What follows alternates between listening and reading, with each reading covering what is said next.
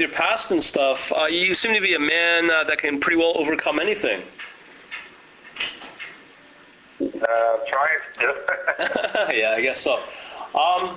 With the current lineup that you guys have, would you say this is the strongest lineup you feel you've had since the early days?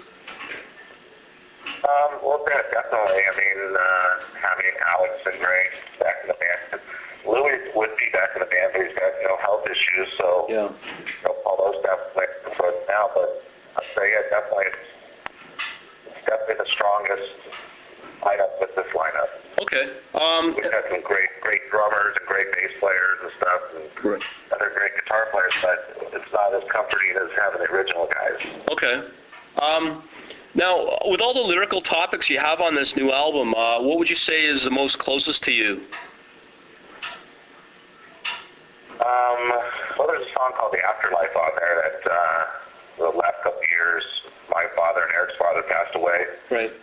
So we touched on the afterlife. Right. That's probably the closest to us. Okay. Now, with today's scene in quote-unquote thrash versus from the era that you guys came from, what would you say the major differences are in terms of, the younger bands, the older bands coming, back from the old days, that sort of thing? Like what, in your mind, are the major differences?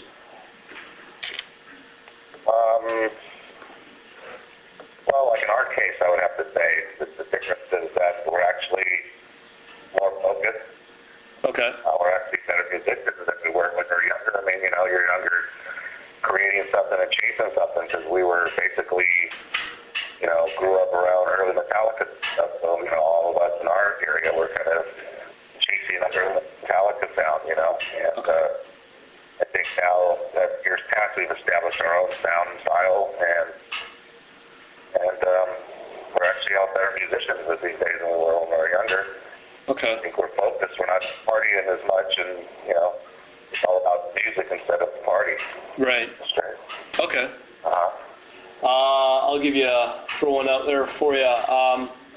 Here. Now, with these with these stories that you've connected with some of these medicine men, what sort of untold stories do you have? With what? With your untold stories about anything that you might have connected with medicine men. Does that make sense? No. All right. Yeah. Okay. Like I was under the impression that you were connecting back to, with Native Indians and whatnot. I'm just trying to understand the history of that sort of thing. With the Indians? Yeah. Well, I mean, I've never been a real spiritual person, but I think when I got sick, cancer, I tried everything. Right. Seeing doctors, and actually started seeing Indian medicine. Okay. And doing some sweat lodges and stuff like that, and kind of really reached outside my heritage, for mental strength and inspiration to get to what I had to get through. Right. And focus on just getting better. Okay. I'll throw one last question at you. With so many, I won't say with so many, but with a few number of members in and out, how was it like really difficult for you to keep the band going for about 2 or 3 of those albums back in the early days? It wasn't difficult, because me and Eric knew we wanted to keep the band going. It didn't matter. I mean, of course, you want to have a steady lineup.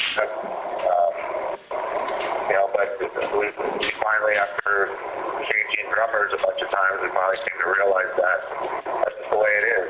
That's never going to be written in stone.